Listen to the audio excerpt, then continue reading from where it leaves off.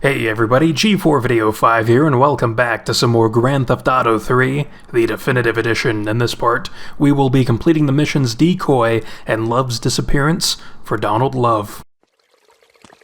A lesson in business, my friend. If you have a unique commodity, the world and his wife will try to wrestle it from your grasp, even if they have little understanding as to its true value.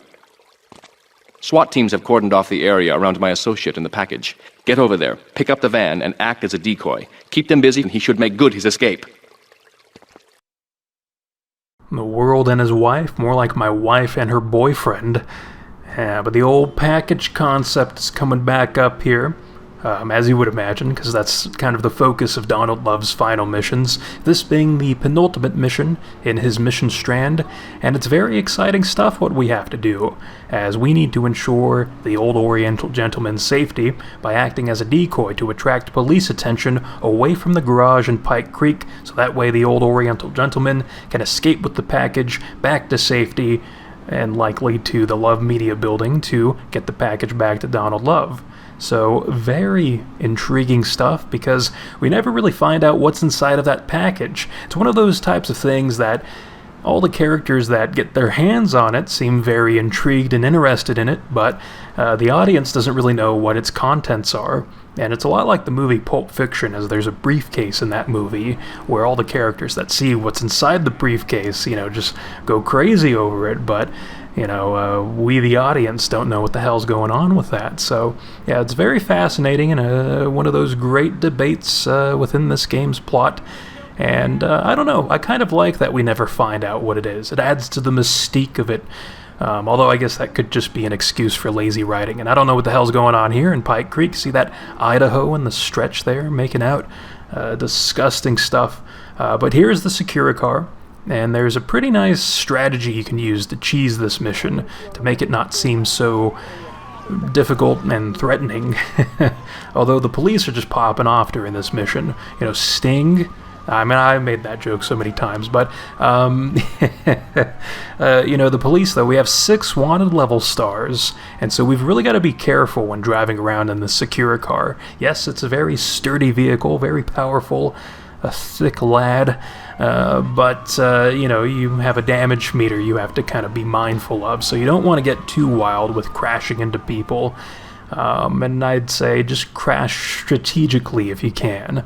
Like up here, as you have police spawning and boom, look at that! Oh, the mayhem, I love it. I love that type of stuff ended up becoming like a mini-game in future Grand Theft Auto games. I believe Liberty City Stories has the Carmageddon side activity that you can do with fire trucks. And the whole side activity is focused around just crashing into vehicles and getting them to fly off the road, into the water, crashing into other vehicles. It's some intense stuff, so we're getting a bit of that hot action during this mission. But the strategy that we're using, I should point that out definitely, is that we're here in Francis International Airport. Yes, we do have police cars spawning here, but not nearly as many as we would have if we were just driving around the roads of Shoreside, Vale, or any of the islands in Liberty City. And so what we can do, once we reach this section of the airport, is just kind of drive around in circles on the runways and wait for the time to expire, because police cars won't spawn on the runways. And so I've ended up editing out that footage, since there's no need to show all that off. It's pretty boring just watching me drive around in circles on the runways, but yeah, that just about wraps up this mission, so we're going to move on to the final Donald Love mission called Love's Disappearance.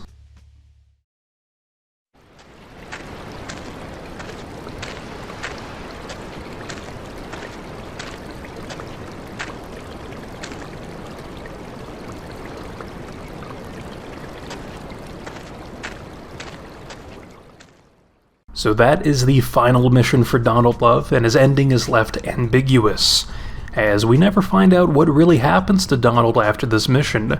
And my theory is that he escapes Liberty City, potentially with the old Oriental gentleman, with the contents of that package. The package that we're going after during these missions, not the old Oriental gentleman's package. Which I suppose we go after him too, but anyway though, I'm assuming there's something illegal within that package, as why else would the police have such an intense interest in camping outside the garage in Pike Creek? So it could be something like development plans or government plans and schemes and whatnot. Who knows? That's the crazy thing. We'll never actually know what's inside of that package, which is a bit of a shame, but that's sometimes how it goes in storytelling. So, with that being said, that just about wraps up this part. In the next part, we will resume Azuka Kassen's missions by doing her next mission, which is called Bait of the Master Variety. So until then, I will see you next time.